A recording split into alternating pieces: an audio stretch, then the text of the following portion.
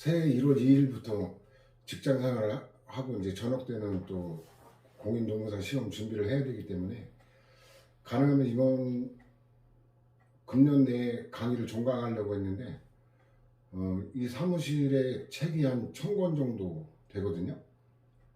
그걸 정리하느라고 며칠을 까먹어가지고 불행하게도 금년 내 종강은 조금 어려울 것 같고 1월 초에 이제 마무리가 될 것 같은데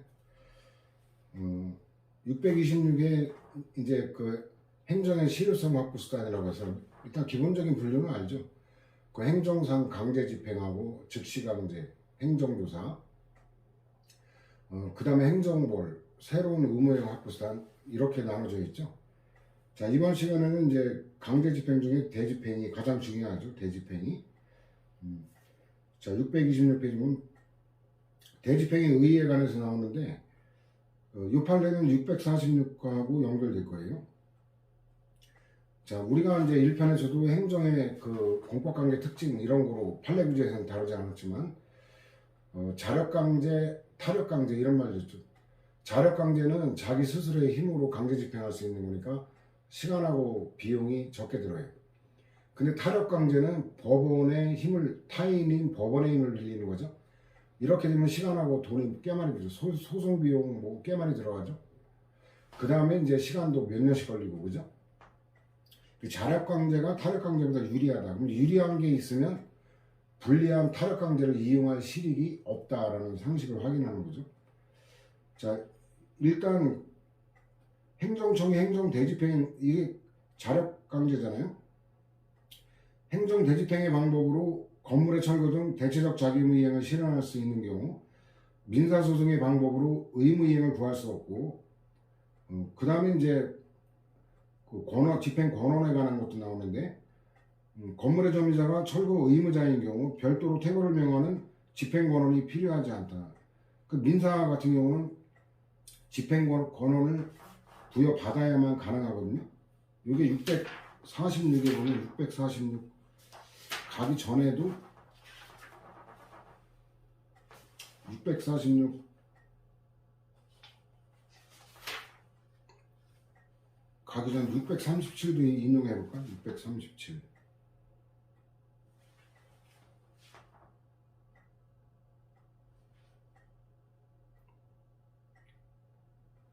자, 637의 맨 밑에 판례 보면 일단 대집행 자체도 민사소송으로 그 집행 권한을 부여받을 필요가 없다 그랬죠.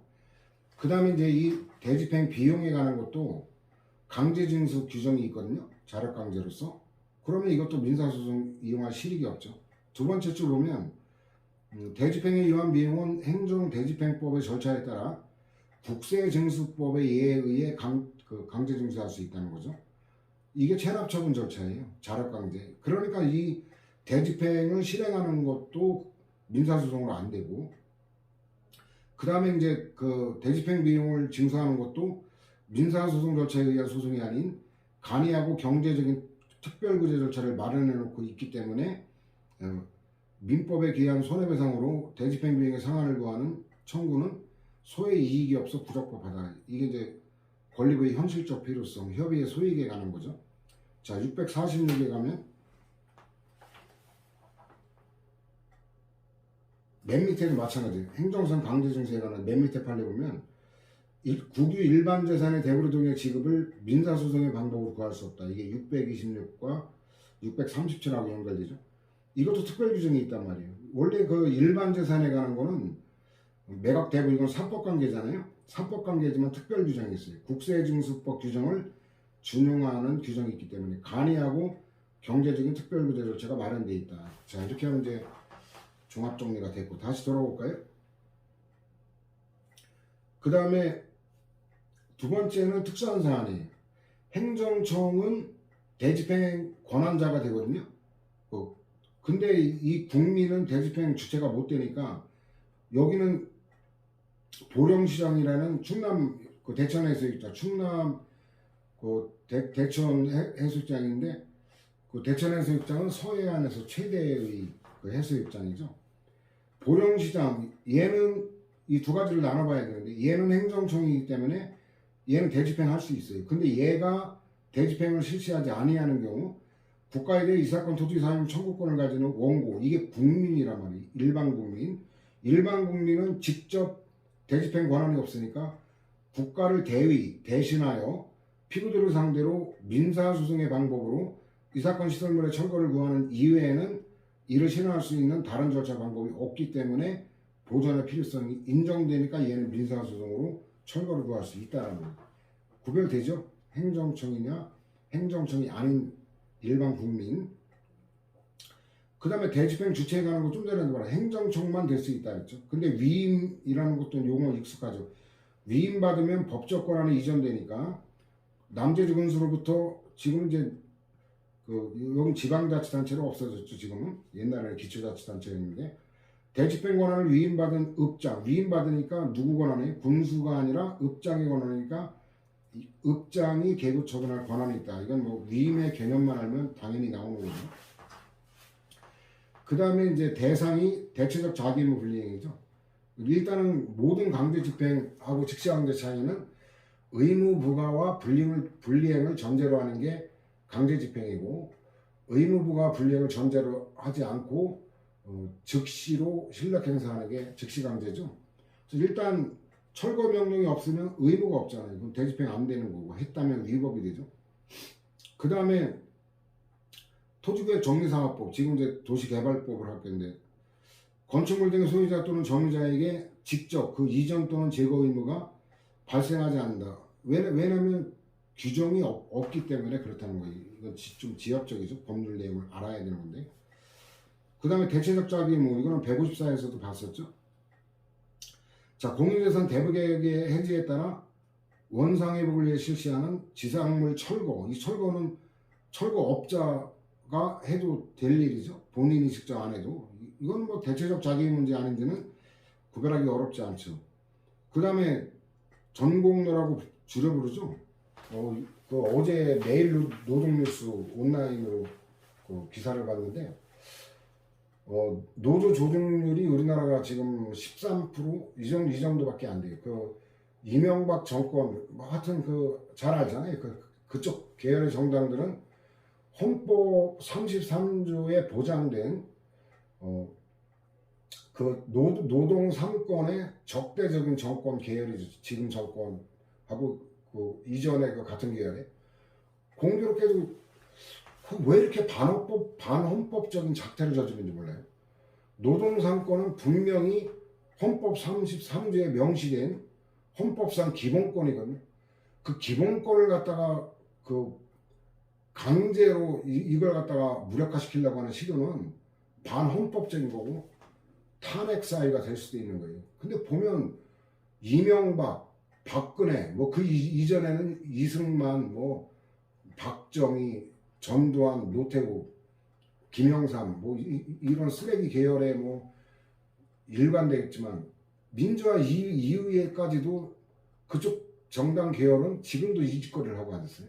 지금 뭐 윤석열이라는 자도 노조 때려잡으려고 오만 지금 작심하고 달려드는데 이거 국제 분쟁까지 피하기 어려울 것 같아요. ILO가 개입을 하게 되고, 참 왜 그런지는 알 수가 없는데 표 때문에 그러죠. 어차피 노동자들은 지표가 안 될 거고, 지표가 되는 거는 노동자들에게 적대적인 가진 자들, 뭐 노골적으로 하는 선거인으로서 후보 입장하고 대한민국 대통령의 입장은 또 달라야 되거든요. 그럼 당선되기 위해서 자기 지지층 끌어모으기에 그런 발언을 하고 그건 이해할 수 있는데, 대통령이 되면은 국민 통합적으로 이렇게 공정한 조정자, 중재자로서 역할을 해야 되거든요. 편파적으로 권력을 휘두른다는 거는 대단히 유감스러운 건데, 그때 노조 조직률이 9%까지 떨어졌어요. 그래서 문재인 정권 때 이제 늘어난 건데, 놀라운 사실은 이 공무원 노조의 조직률이 가입 대상자 75%더라고요. 대단한 거예요. 여러분들도 이제 합격하면은 전공도에 꼭 가입하세요. 이거는 당연한 정당한 기본권 행사거든요. 자, 근데 어쨌든 노동조합 지부 사무실 철거니까 뭐 아까 지상물 철거나 철거점 나오면 뭐 당연히 대집행이 가능한 거고 적법한 거죠. 뭐 어쨌든 그 다음에 건물을 철거 뭐 원상회복 이게 당연히 뭐 대체적 자기의무고 그 다음에 비대체적 자기의무인데 이 유명한 관악산 도시공원 매점 퇴거 사건인데 보충 자료로 이거는 여기 사실관계 나왔기 때문에 안 해놨구나. 그 지난번에도 얘기했죠. 북한산 여기는 국립공원인데 그 관악산 청계산 여기는 도시 자연공원이라고 했죠. 여기는 어떤 철거를 목적으로 한 게 아니었어요. 그 점유 이전 인도 명도 퇴거 이게 동의어고 그 개념 정의가 점유 이전이거든요. 자 그래서 도시공원시설인 매점관리청이 공동 점유자 중에 한 명에 대해 소정의 기간 내에 위 매점으로서 퇴거 이 말로 하면 딱 알아봐요. 대집행이 안 된다는 거. 부수적으로 판매시설물 상품 반출하는 얘는 대집행이 가능한 거예요. 근데 이 대집행하겠다는데 주된 목적이 시설물하고 상품 반출이 아니라 매점의 원형을 보존하기 위해 점유자가 설치한 불법 시설물을 철거하고자 하는 게 아니라 매점에 대한 점유자 점유를 배제하고 점유 이전을 받는 데 있다. 이제 매점 관리청이 직접 그 사무실을 써야 되니까 얘를 내보내야 되는 게 끌어내는 게 퇴거거든요. 근데 이 퇴거 의무는 그것을 그 사람을 강제로 끌어내는 거는 이 대집행은 사람에 대한 직접적 신뢰 강사가 안 되거든요. 그 사람의 신체에 대한 직접적 신뢰 강사가 가능한 건 직접 강제나 즉시 강제밖에 없거든요. 여기 그 내용이 나와요. 이러한 의무는 그것을 강제적으로 실현함에 있어 직접적인 실력 행사가 필요한 것이지 대체적 자기의무에 해당하는 건 아니어서 직접 강제, 그죠? 즉시 강제 뭐 이 두 가지만 신체에 대한 게 가능하다 그러죠. 이거에 의한 건 변론으로 하고 행정대집행법에 의한 대집행 대상이 되는 건 아니다라는 거. 그 다음에 인도, 명도 이 말로 하면 동의어죠. 그 다음 부작위 의무인데 이건 너무 쉽죠. 일단 제목만 먼저 볼까요? 금지, 중단, 그 다음 페이지는 중지 다 같은 동의어죠. 이 말 나오면 안 된다라는 거 아는데 그래 요거는 보충 자료를 보는 게 일단 이해하기 쉬워요. 쟁점은 의무 부과와 강제 집행은 별도의 법적 근거 필요하다는 거예요. 그 6회 보충 자료 1페이지. 의무 부과도 의무 종류별로 별도의 법적 근거 필요해요. 예를 들어 보면 병역 의무 부과하고 납세 의무 부과는 별개의 법적 근거 필요한 거죠. 병역법에 근거해서 조세를 부과할 수 있냐? 말도 안 되잖아요. 상적으로 봐도 그죠? 마찬가지로 부작 의무와 자기의무를 별개이기 때문에 부과에 별개 법적 근거 필요한데요. 따라서 부작 의무 부과에 관한 규정, 금지 규정에 근거해서 자학 의무를 부과할 수는 없다는 거예요. 어떤 사건이냐면 이제 그 원고가 아들 이제 임국재 명의로 인천 남구 용현동에 이제 아파트 유치원 건물을 분양받아가지고 유치원 설립 허가를 받아 운영하는데 문제는 뭐냐면 분쟁이 생겼죠.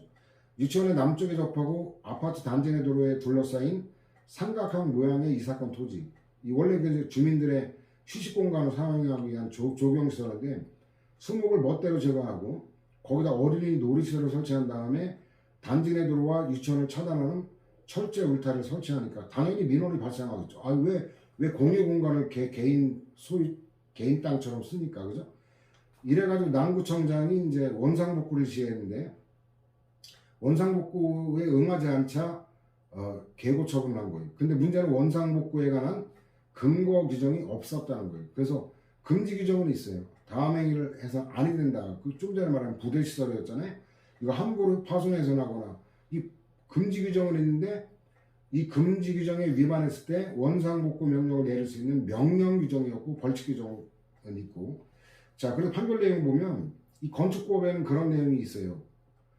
건축물의 철거, 개축, 증축, 수선, 용도 변경 그 밖에 필요한 조치를 명할 수 있다. 이와 같은 명령 규정이 있는데 여긴 없단 말이에요. 그래서 밑줄 친 거 핵심 보면 법치주의 원리에 비춰볼 때 위와 같은 부작위 의무로부터 의무를 위반함으로써 생긴 결과를 실현하기 위한 자기 의무를 당연히 끌어낼 수는 없으며 또 금지 규정으로부터 자기 의무, 즉 위반 결과 시정을 명하는 권한이 당연히 출현되는 것도 아니다.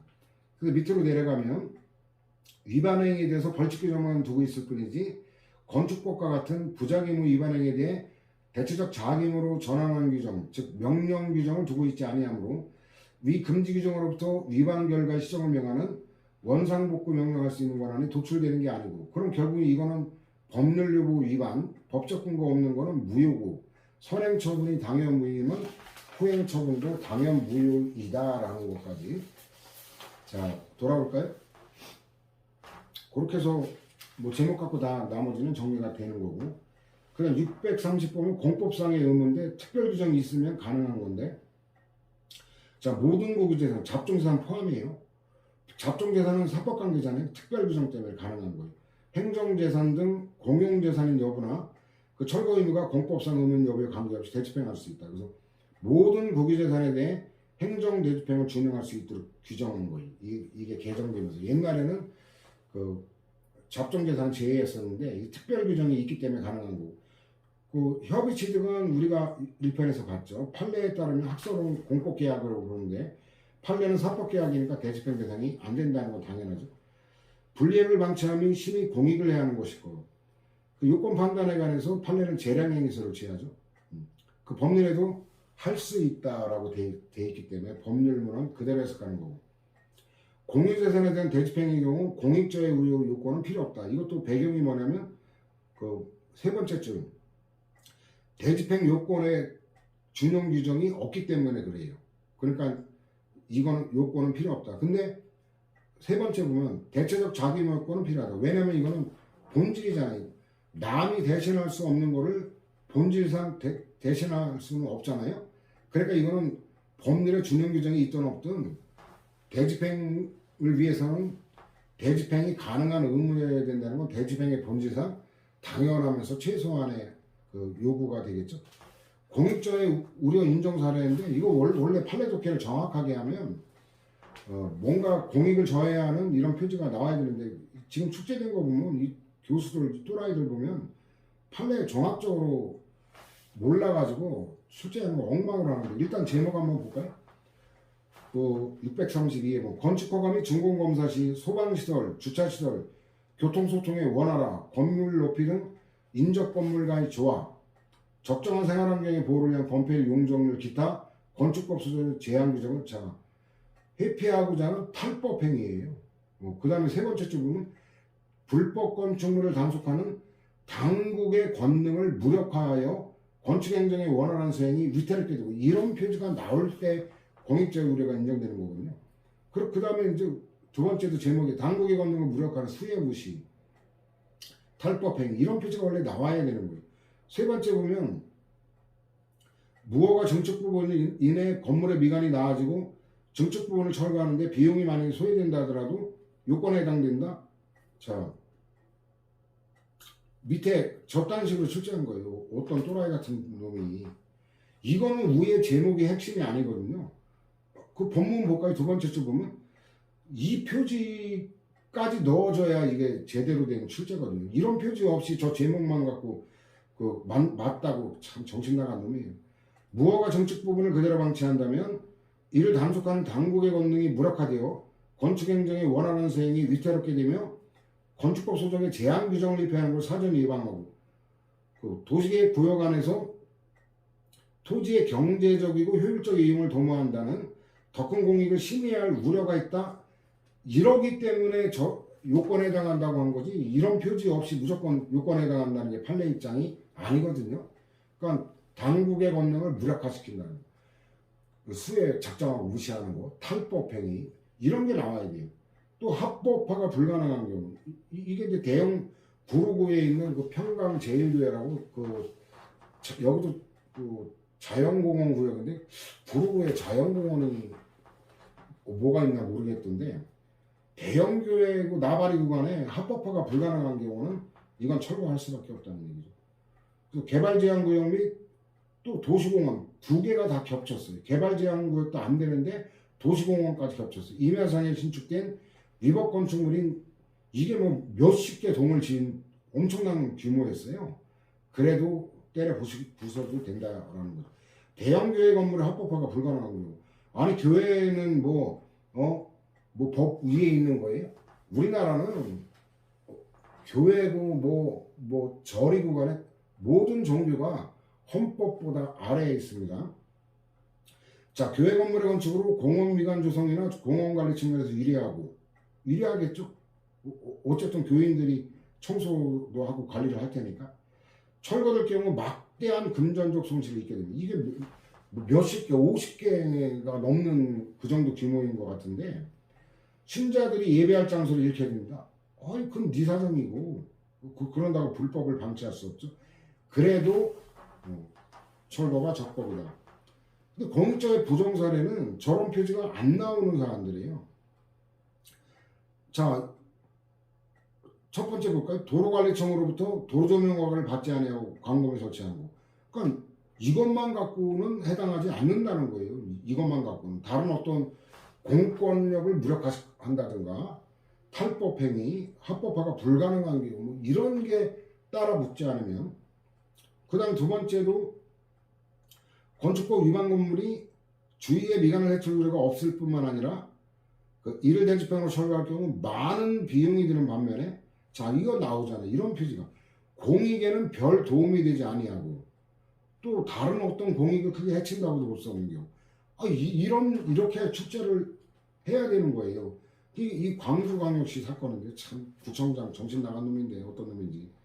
여기 한번 봐요. 첫째 줄 봐요. 건축허가 면적보다 위반된 게 초과된 게 0.02 2평방미터 정도만 초과된 걸 철거하겠다. 야, 이게 2제곱미터면 얼마 되는 거예요? 이거를 갖다 자갖고 줄자갖고 정교하게 측정하지 않은 육안으로 알 수도 없는 이걸 완전 보복적 동결하고 봐야죠. 이딴 식으로 행정하면 안 됩니다, 여러분들은. 자, 그 다음에 대집행 요건 충족. 이건 뭐예요? 대집행 적법이라는 거니까 피고 행정청에 유리하죠. 입증 책임, 증명 책임은 누구에게 유리한가만 알면 되게 쉽죠. 그 다음에 대집행 절차인데 계고의 법적 성질, 의사의 통지죠. 그 판례도 대집행 계고 처분성이 인정돼요. 왜냐하면 대집행이 실행되는 계고 절차를 물론 생략 가능할 수도 있지만 그럼 건물이 철거되면은 소유권이 날아가니까 상대방이 걸림에 변동을 가져오니까 다만 1차만 인정되고 2, 3차 계고는 처분이 아니다. 이런 반복되는 행위에 관한 건 1002페이지 종합 정리했다 그랬죠. 이거 여러 번 인용했던 것 같은데 1002페이지 보면 반복된 처분은 229하고 634 관련되는데 이거는 반복된 그 행위가 처분성 인정되면 제소기간하고 관련되는 쟁점이에요.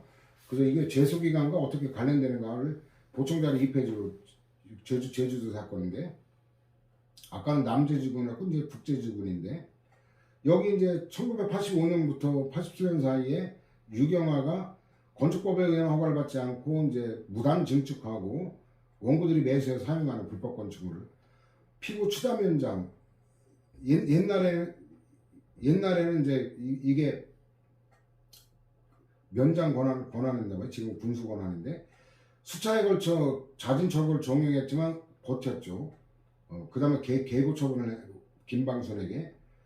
그 다음에 또 버티니까 다시 2차 계고. 그래서 날짜가 다르잖아요. 1차 계고는 언제예요? 1차 계고는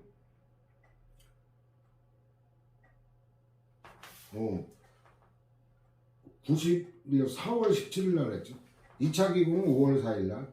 그 다음 밑으로 내려가면 7월 23일 날 3차 계고를 한 거예요. 그러면 1, 2차 계고 기간이 제소 기간이 지났다 하더라도 만일에 3차 계고가 얘가 처분이라면 얘는 제소 기간이 안 지날 수 있잖아요. 근데 처분이 아니라면 제소 기간 따질 것도 없이 바로 각하되는 거잖아요. 근데 결론은 이미 알고 있죠. 2차, 3차로 행한 계고 처분은 이건 처분이 아니다. 근데 왜 이게 또 논점이냐면 공유자이기 때문에 문제인데 자 그래서 일단 1차, 2차 계고 처분은 김방순만을 상대방으로 하였을 뿐 다른 공유자인 원고 김채한에 대해서는 바람부 없다. 그러니까 김채한에 대해서는 아무런 효력이 없는 거죠. 따라서 원심으로서는 원고 김채한도 상대방으로 한 7월 23일자 통보를 원고에 대한 최초의 계고 처분으로 봐 본안에 나아가 처분의 적법성 여부를 심리 판단했어야 된다. 그러니까 원고 김방선에 관한 거는 1차를 기준으로 할 때 제소기간이 지났기 때문에 2, 3차는 처분이 아니니까 끝난 거예요. 김방선은 소송으로 다툴 수가 없어요. 그러나 김채환은 이 3차 계고가 김채환에 대한 관계에서는 실질적으로 1차 계고니까 대상 적격도 인정되고 제소기간 내이기 때문에 이를 심리했어야 된다는 거죠. 그러니까 이건 반복되는 일일 때는 이런 논점은 첨2에 아마 해놨을 것 같은데, 반복되는 행위가 제소기간이 되느냐, 반복되는 행위에 안 해놓고 이번에 개정하면서 이의 신청을 해놨는데,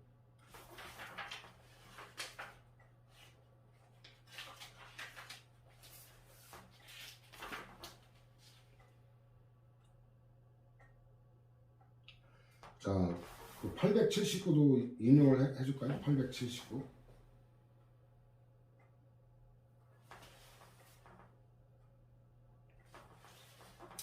자, 879인데 일단 그 비해당 결정, 이게 1차 결정했는데 똑같은 내용의 재심사 결과 통보했어요. 반복된 거잖아요. 이 반복된 행위가 독립한 처분이라고 인정했죠. 이게 634인데 비교될 건데, 어쨌든 독립된 처분이냐 아니냐는 제소기간에 관한 거로 연결이 된다라는 거, 그 정도만 지금 알아두고 저 뒤에 가면 이제 보충 자료 또 나갈 거예요. 이게 그래서 강의하는 것보다는 보충 자료 만드는 게 시간이 더 걸려요. 시간은 더 걸리지는 않지만 강의하는 건 참 쉬운데 보충 자료 만드는 게 아주 그것 때문에 부담스러운데, 그냥 강의만 책만 갖고 떠들라는 벌써 종강했을지 모르겠는데. 자,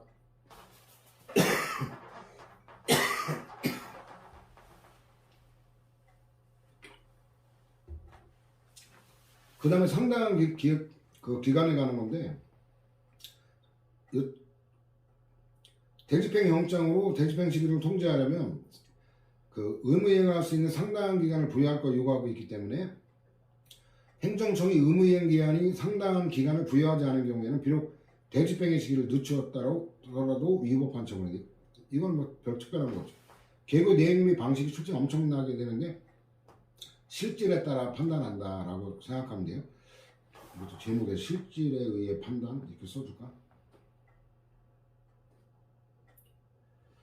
그 반드시 철거명령서나 대집행 계고서라는 이런 형식의 문서로만 특정되어야 되는 건 아니라는 거예요.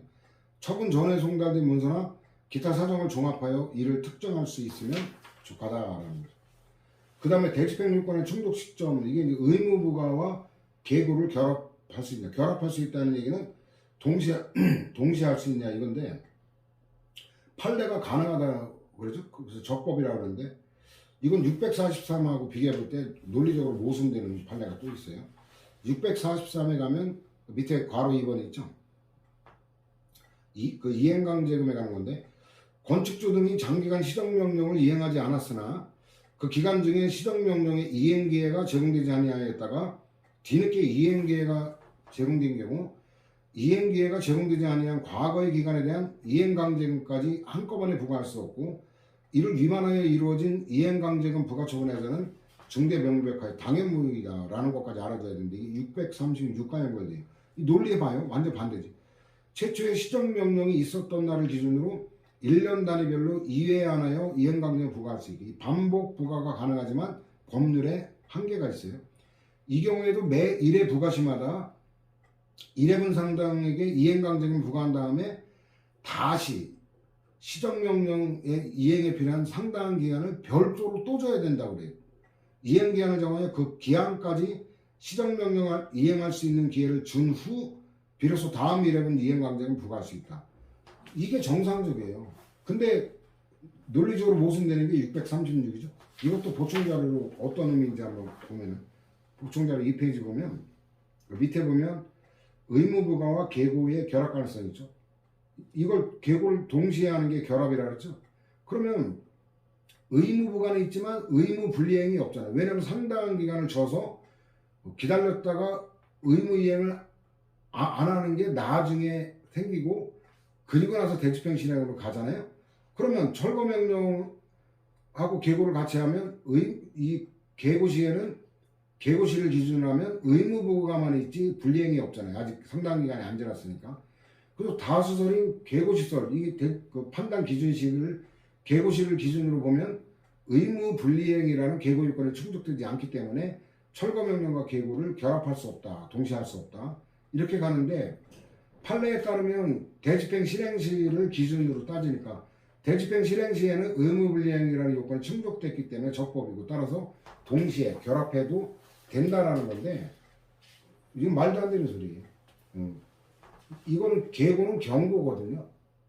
경고인데 그 의무부과할 때 상당한 기간을 주고 경고할 때도 또 상당한 기간을 주도록 법이 그렇게 규정돼 있거든요. 법률을 무시한 판례이자 그 다음에 자기 스스로의 이행강제금한 판례와도 서로 논리적으로 모순되는 거예요. 계고서라는 명칭 한 장의 문서로서 일정 기간 내에 위법권 충분의 자진 철거를 명함과 동시에 이걸 결합됐다고 표현하는 거죠. 소정기간 내에 자진 철거를 하지 아니할 때에는 대집행할 뜻을 미리 계고한 경우에도 건축법에 의한 철거명령과 행정대집행법에 의한 계고 처분은 독립하여 있는 거로 독립된 처분이라고 하는 건 맞아요. 별개의 처분은 맞는데 간 요건은 충족되었다고 볼 거고 철거명령에서 주어진 일정 기간이 자진 철거에 필요한 상당한 기간이라면 그 기간 속에는 계고 시에 필요한 상당한 이행기간도 포함되어 있다고 봐야 된다. 웃기는 소리. 계고 시에도 상당한 기간을 부여하도록 법률이 되어 있는데 그걸 깡그리 무시한 판례죠. 그래서 엉터리 판례다 이래가지고 출제를 많이 하는 거예요. 비판적 시각에서. 그 다음에 대집행 절차의 생략인데 이명박 정권의 서울광장 차벽 사건이죠. 그거 그 헌법재판도 있었죠. 하여튼 명박이 그래 세계 어떤 나라가 대통령이라는 지위를 이용해 가지고 횡령과 뇌물이라는 이 추잡한 범죄를 저지른 자범을 사면을 해요.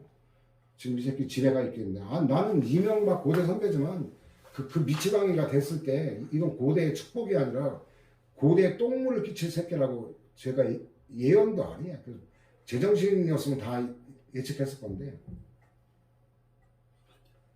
그 미치광이 때문에 고대가 똥통학교로 됐잖아요.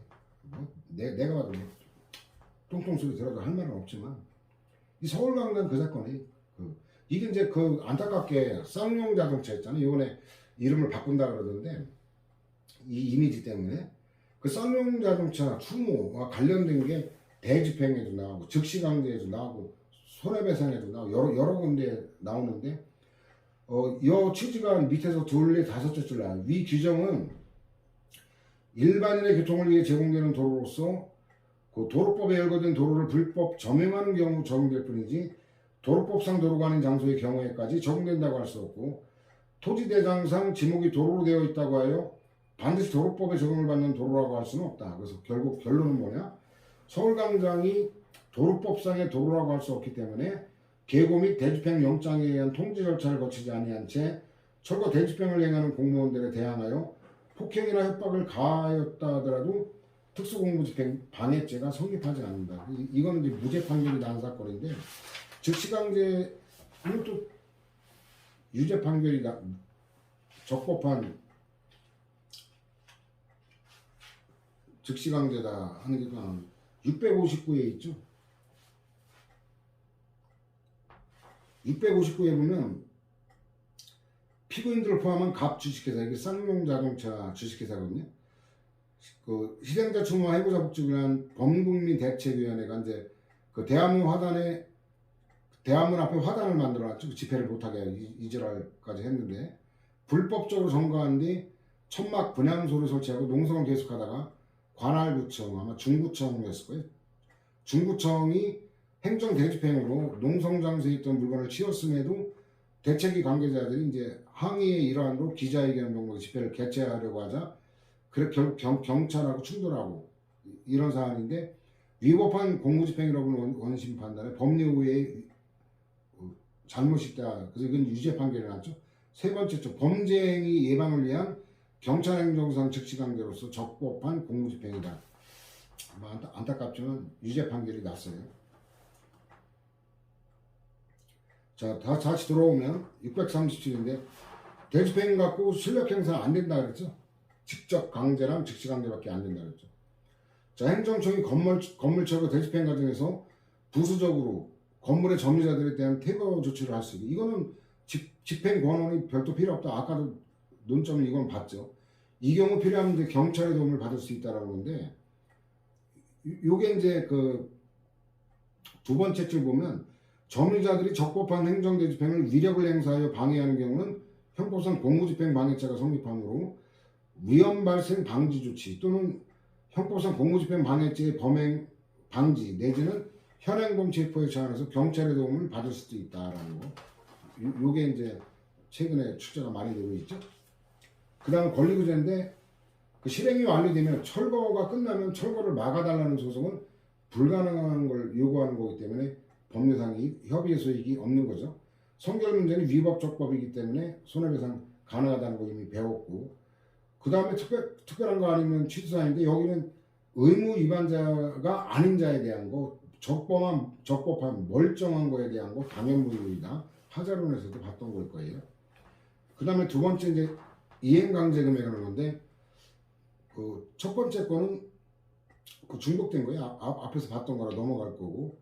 그 다음에 형사처벌은 행정벌이고 이행강제금은 강제집행이니까 성질이 다르죠. 그러면 이중처벌이 아니라는 거. 이중처벌에 대한 건 뒤에 별도로 정리했기 때문에 그 정도로 넘어갈 거고. 그 다음에도 마찬가지. 이행강제는 강제수단일 뿐이지 형벌권이 아니니까 여지가 없다는 건 너무 당연한 거고. 그 다음에도 마찬가지. 똑같은 거 되풀이되고 있는 거고. 자, 이행강제금의 대상, 얘는 대체적 자기의무 위반에 대해서도 부과할 수 있다는 게 출제가 꽤 많이 되고 있죠. 근데 문제는 그 두 번째 보면 그 단서가 있어요. 그 판례 본문에 가면 세 번째 줄 대집행과 이행강제금을 선택적으로 활용할 수 있고 합리적인 재량에 의해 선택하여 활용하는 이상 중첩적 지대에 해당한다고 볼 수 없다. 그럼 반대 해석에 따르면 선택적으로 활용하지 않고 중첩적으로 활용하면 이건 위헌이 될 수도 있다라는 경고를 하고 있죠. 그 다음에 이행강제금의 부가요건 및 절차인데 건축법상 위법 건축물이 완공된 후에도 불법 건축물을 갖다가 방치하면 안 되니까 시정명령할 수 있고, 그 불이행에 대한 이행강제금 부과 헌법 위반이 아니다. 이건 뭐 그 당연한 상식일 거예요. 그 내용은 여러분들이 읽어보면 어려운 건 없으니까. 그 다음에 이런 것도 우리가 훈련했죠. 그 사법상 소유관계는 실질에 따라 판단하지만 행정법은 형식주의이기 때문에 그 실제 건축주가 아니라 하더라도 그 명의를 갖는 자가 그 시정명령 상대방이다. 이런 거는 이제 사인의 공법행위에서도 관련된 거 하나 인용한 바가 있죠. 넘어갑니다 이제. 그 다음에 뭐 그거의 구체적 사안이 3번이니까 이것도 넘어갑니다. 그 다음에 그 이행강제금 부가증서할 때마다 그에 앞서 시정절 명령 절차를 다시 거쳐야 되는 건 아니다. 뭐 이건 가볍게 보면 됐고. 그 다음에 자, 이것도 개념이 흔들리지 않으면 돼요. 강제집행은 의무 불이행이 있어야 할 수 있는 거. 의무 불이행 상태가 없어지면 할 수 없다는 거. 자, 토지 이용 의무 불이행에 따른 이행명령을 받은 의무자가 이행명령에서 정한 기간을 지나서 그 명령을 이행했어요. 그럼 의무 불이행이 해소됐죠. 자, 그러면 이행강제는 부과할 수 없다는 거예요. 근데 이거는 이제 논리적으로 접근할 수도 있고 법률에도 그렇게 돼 있거든요. 이행명령을 받은 자가 명령을 이행하는 경우에 새로운 이행강제금의 부과를 즉시 중지하도록 규정하고 있는데, 이거는 그 부과가 중지되는 새로운 이행강제금에는 반복 부과되는 두 번째 이상 여기뿐만 아니라 최초의 경우도 포함된다는 거. 그 다음에도 마찬가지. 근데 9번 판례는 얘는 특수한 사안이에요. 그 공정거래법이라 그러죠. 줄여서 공정거래법에는 특별한 규정이 있어요. 얘는 부과할 수 있다라는 건데, 자, 이게 보충자료 3페이지 보면은 공정거래위원회가 이제 경북방송을 인수한 이제 주식회사 현대 HCN 요 관계되는 건데, 관련 법령의 내용의 핵심이 그거예요. 그러니까 시정 조치를 받은 후 정한 기간 내에 이행을 하지 않은 자에서 매 1일당 그러니까 이거 어때요? 위반 일수에 비례해 가지고 부과하도록 돼 있기 때문에 이거는 나중에 이행했더라도 요 1일당 요 금액 산정된 거는 부과할 수 있다라는 게 배경 지식의 핵심이에요. 자, 돌아올까요? 그래서 이 판례는 이제 저 사실관계 법적 근거를 알면 뭐 당연한 독해가 되겠고, 그 다음 상당한 이행기간을 줘야 된다라는 거 당연하겠죠. 그 다음 판례는 이미 받고, 그 다음에 대집행에만 계고 절차가 있는 게 아니라 그 이행강제금에도 계고 절차가 있다라는, 이거 안 하면 위법이라는 거고, 그 다음에 이제 이행강제금 부과할 때마다 부과증서한다는 뜻을 미리 문서로 알려야 되고, 안 하면 위법이라는 거고, 그 다음에 이제 최초 독촉만 또 처분이라는 거고, 그 다음에 그 불법 건축물은 허가 대상만이 아니라 신고 대상 건축물도 가능하다는 거예요. 허가 대상인데 허가를 안 받거나 신고 대상인데 신고를 안 했거나 둘 다 불법은 똑같잖아요. 뭐 어렵지 않죠. 그 다음에 그 이행강제금 부과 기준과 다른 이행강제 결정을 재량권이 없다. 이거는 외워야죠. 왜냐면 이거는 법률에 그렇게 돼 있기 때문에 그런 거라 논리적으로 끌어낼 수가 없어요. 두 번째 쪽은 위반행위 유형별로 계산된 특정 금액을 규정한 거라 선택의 여지가 없도록 규정이 되어 있는 거예요. 그 다음에 구건축법상 이행강제금 부과처분은 행정처분이 아니다. 자, 이거는 무시해도 돼요. 왜냐면 옛날 법에 의한 거고 현행법에 따르면 처분이거든요. 그 현행법에 따른 게 아직 판례가 안 나왔기 때문에 여러분들 주석을 안다라는데, 현행법상 처분성 인정 이렇게 간단하게 메모를 해두면 끝났거든요. 이 비교할 게 1015 있죠?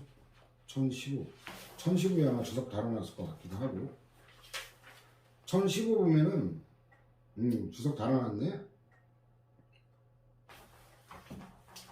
거기 메뉴에 보면 별도의 권리구제 수단이 있으면 굳이 행정소송 인정할 실익이 없죠.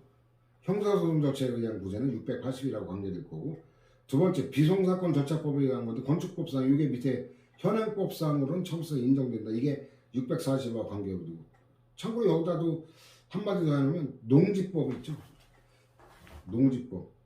농지법만 비송사건 절차법에 따라요. 그 희한해요. 그 비송사건 절차법에 따라 과태료 그 부과하던 그 절차가 다 이제 그 질서 위반의 규제법으로 바뀌었거든요. 근데 농지법만 비송사건 절차법 준용하도록 돼 있어요. 이건 희한한 입법인데, 어쨌든 그 돌아오면은 두 번째 판례가 바로 그거예요. 비송사건 절차법, 이거 현행법도 그래요. 농지법은 그러니까 항고소송 대상이 되지 않는다. 그런 주석을 농지법을 1015에 안 달아놨구나.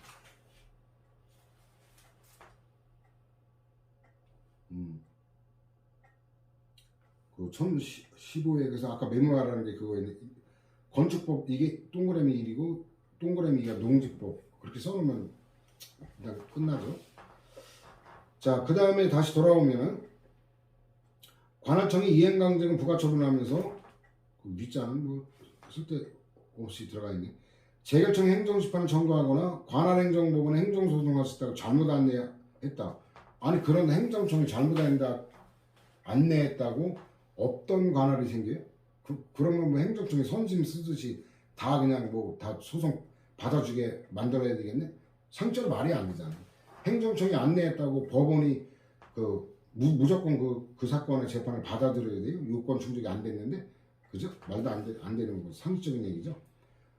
그 다음에 그 법원이 농지법에서 정한 이행강제금을 감액하여 부과할 수 없다. 왜냐면 이것도 법률에 뭐라고 되어 있냐면, 토지가격이 100분의 10에 상당하는 이행강제금 부과한다. 그러니까 법률에 기술적으로 되어 있기 때문에 법원에서 멋대로 법률을 무시하고 재판할 수가 없다라는 거. 직접 강제에 관한 건데, 이거 되게 웃겨요. 근데 출제가 안 되는 지엽적인 판례긴 한데, 폐쇄를 명할 수 없다. 폐쇄 명할 수 있는 거는 규정이 없기 때문에 그렇다는 거예요. 그래서 이건 가볍게 보면 될 거고, 직접 관계는 뭐 원래 출제도 잘 안 돼요. 자, 강제 증세에 관한 건데 이것도 이제 해석할 수 있죠.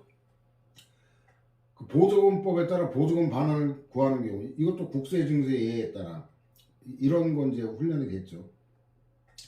그 다음에 두 번째 건 미리 종합 정리했고, 세 번째 거 체납 처분에 의해 압류된 채권에 대해서도 민사집행법에 따라 압류 및 추심 명령을 할 수 있고, 압류 및 추심 명령을 받은 채권자는 추심 해소를 제기할 수 있다는 건데, 이게 뭐냐면 첫째 줄에 핵심이 나와요.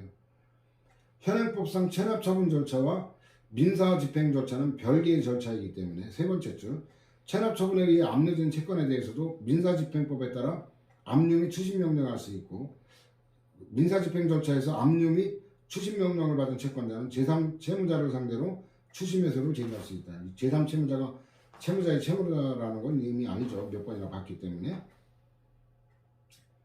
그 다음에 그 법인세법상 결손금 소급공제에 의해 법인세를 환급받은 법인이 후에 결손금 소급공제 대상 법인이 아닌 것으로 밝혀진 경우, 납세주간의 세무사장이 차고 환급한 환급세액에 대해 민사소송의 방법을 부당이득 반환, 이것도 국세기본법에 따라 강제징수, 자력강제 규정이 있죠.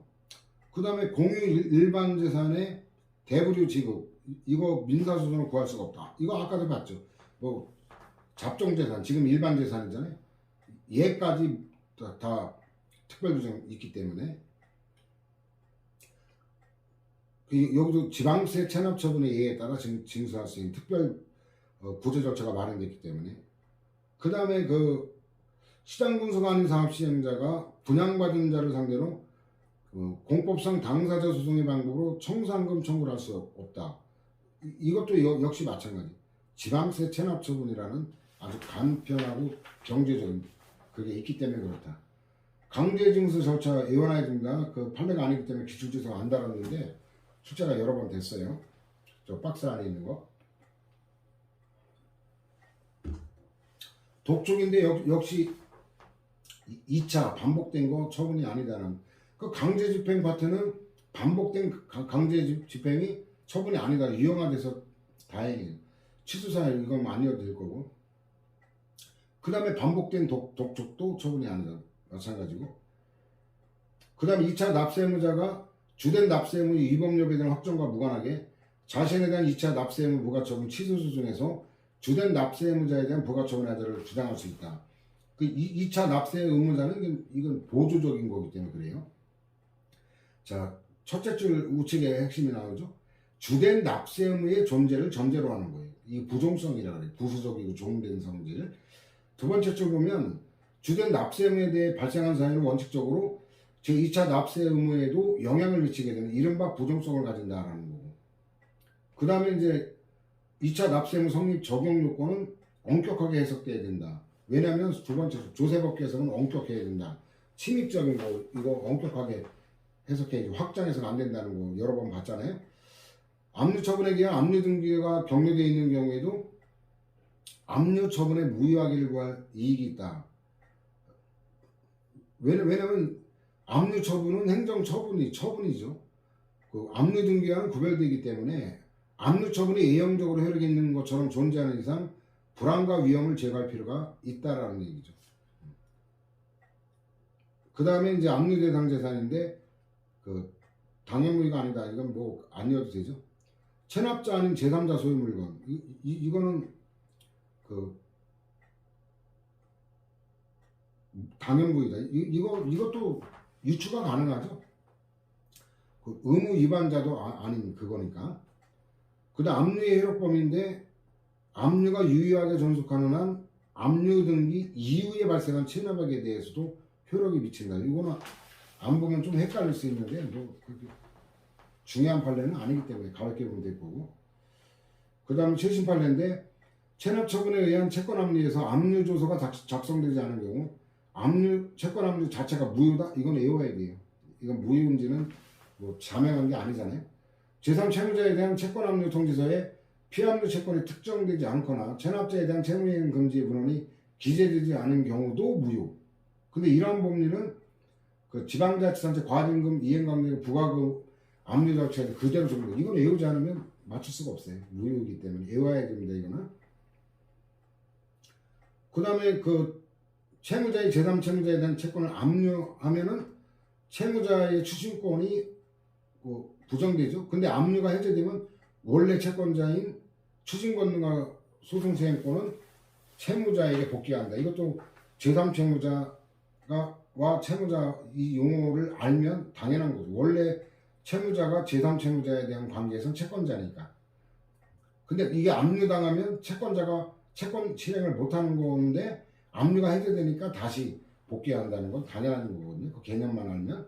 매각 환가인데 매각 방법을 공매로 할 거나 수익이야. 내부적인 의사결정가 처분이 아니다. 공매 통지 자체도 처분이 아니다. 근데 공매 통지와 공매 처분은 달라요.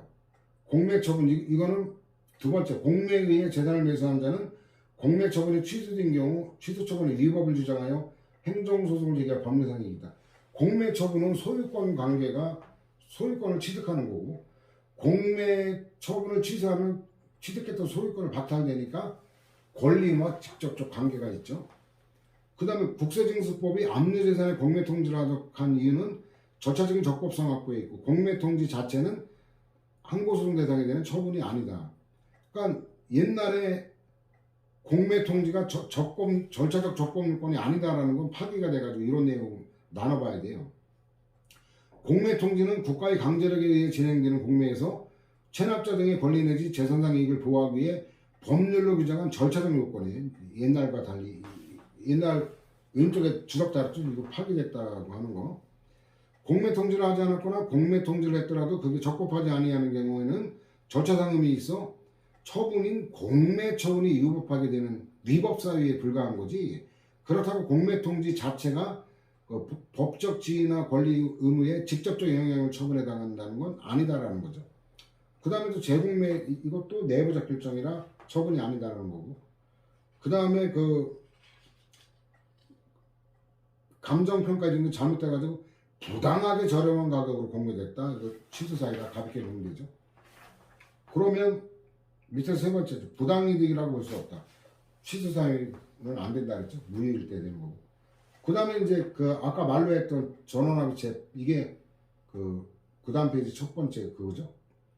체납자 등에 대한 공매 통지하자가 있는 게 공매처분 위법하다는데 그 네 번째 줄 보면 체납자 등은 자신에 대한 공매 통지하자만을 공매 처분의 위법 사유로 주장할 수 있을 뿐이지 다른 권리자에 대한 공매 통지하자를 들어 공매 처분의 위법 사유로 주장하는 건 허용되지 않는 이거 당연하죠. 아니 자기 거는 적법한 건데 지금 통지받았는데 다른 애 핑계로 위법이라고 주장하면 말도 안 되잖아요. 그 위에 거는 좀 전에 먼저 봤기 때문에 안 읽은 거예요. 그 다음에 공매가 원칙이죠. 수의계약으로 하면 뭔가 이거는 뭔가 의심스러운 부분이 있죠. 지금 이 정권에서 하는 짓거리 보면 대통령 관저고 뭐 하면 김건희라는 여자 여기 지인들 하여튼 여기 얽힌 거짓대 같은 놈들 거기다 수의계약을 하고 있잖아요. 김건희 참 이 천박한 여자 최순실 한번 보라니까 자기 미래가 최순실이 보여주고 있구만. 지 남편이 대통령일 때 지가 있는 거지. 패가 망신을 할 겁니다. 아마 그 집안이 멸문지화까지 당하진 않겠지만 눈에 내가 신기가 있는 건 아닌데 그 불행한 말년이 눈에 선합니다. 선해. 그 다음에 위임했다 권한이 넘어가는 거 뻔하죠. 근데 피고를 세무서장에서 넘어갔으면 잘못 지정한 경우인데 바로 각하해서는 안 된다. 이게 966에 있죠. 보정이 가능한 건 사실별은 종결 시까지 기다려주는 거지 바로 각하는 안 된다는 거죠. 966에 보면 매매 판례죠. 행정소송에서 피고재정이 잘못된 경우에 법원이 취할 조치 652. 이때 법원으로서는 성명권을 행사 해석 설명 줄임말이에요. 법원에서 재판장이 의문나는 점을 이제 이렇게 그 질문을 통해서 성명권 행사해서 피고가 잘못됐는데 바꿀 생각이 있냐 그러면 피고를 성업공사로 경정하게 해서 소송 진행해야지 각하시키면 안 된다라는 거죠. 그 다음에 뭐 위법 가볍게 보면 되는 거고, 그 다음 매각 결정과 취소에 관한 건데 보증금 국가기소 이거 국가가 띵까먹는 거 평등원칙에 위반입니다. 이게 뭐냐면 이 무분별한 경매 남발을 막기 위해서 경매할 때 자격선의 경매 가액의 10%를 보증금으로 냈다가 낙찰되면은 그게 매각대금으로 경매대금으로 포함돼서 나머지 차액만 내면 되는 거고, 낙찰받지 못하면 원래 다 돌려주는 거거든요. 근데 국가만은 보증금을 안 돌려주고 낙찰된 경우도 국가가 챙겨 먹었어요. 그러다가 망신당했죠. 그래가지고 이 네 번째 줄 보면 위약금 약정의 성격을 가지는 매각의 법정 조건으로 민사집행법상 이게 일반적인 경매 얘기예요. 매수 신청 보증금과 본질적으로 동일한 성격인데 국세징수법상 계약보증금을 절차상 달리 취급함으로써 국세징수법상 공매 절차에서의 체납자 및 담보권자를 민사집행법상 경매 절차에서의 집행채무자 및 담보채권자에 비해 재산적 이익의 영역에서 합리적 이의 없이 자의적으로 차별하고 있다라는 거죠.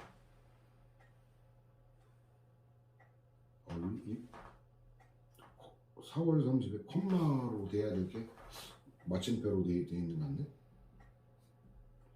자 청사는 이제 우선순위에 따라 돈 나눠 갖는 게 청사예요.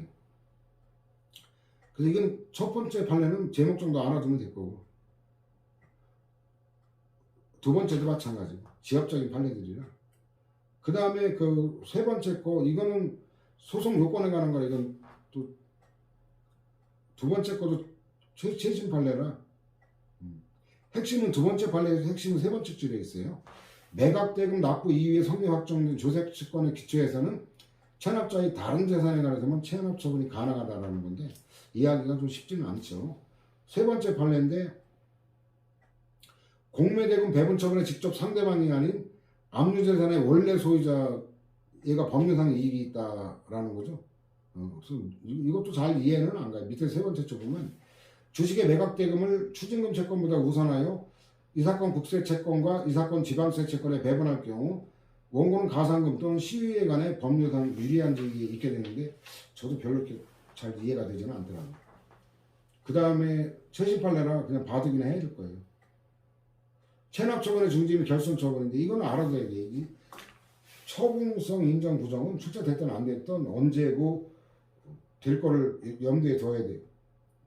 그래가지고 얘는 이제 결국은 결손 처분의 취소는 이게 옛날에 납세무 소멸사유였는데 요 제외됐어요. 납세무 소멸사유는 이거는 권리금의 직접적 변동을 초래하니까 처분이잖아요. 근데 여기 제외됐기 때문에 이제는 권리와 무관하다 이런 논거가 배경에 깔리기 때문에 어렵진 않아요. 지방세도 똑같아요. 결손 처분이라는 건 국세든 지방세든 똑같다. 교부 청구는 돈 나눠 다른 채권자가 강제 집행할 때 나한테도 돈 나눠달라고 청구하는 거예요.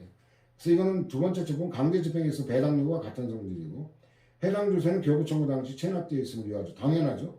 체납이 안 되어 있으면 이행기가 도래하지 않은 걸 강제 집행할 수는 없으니까. 교부 청구는 소멸시 후 중단 사유인데 교부 청구가 했다는 사실을 체납자에 알리는 거. 이거는 권리만 이거는 중단 사유가 아니다라는 거예요.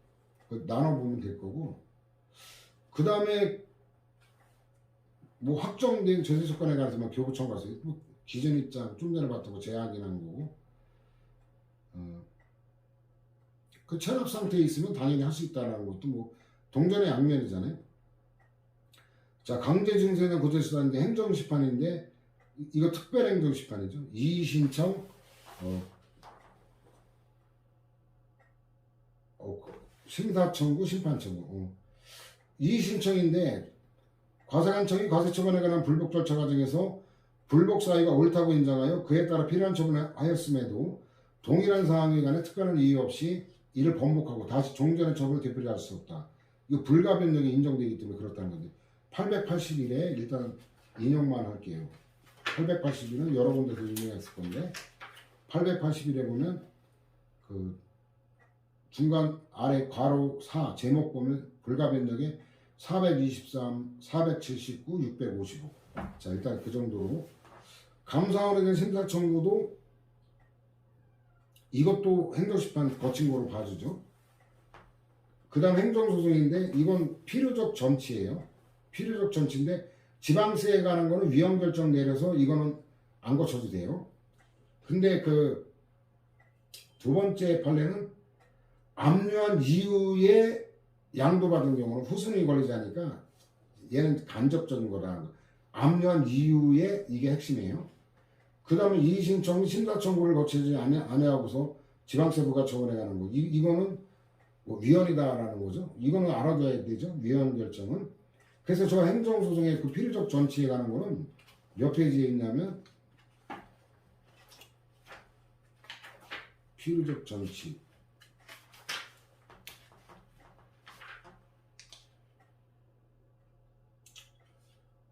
1034에 있어요. 1034에 656하고 그 매매 필요적 전치주의 사례 656 조세행정 이게 656하고 연결되죠.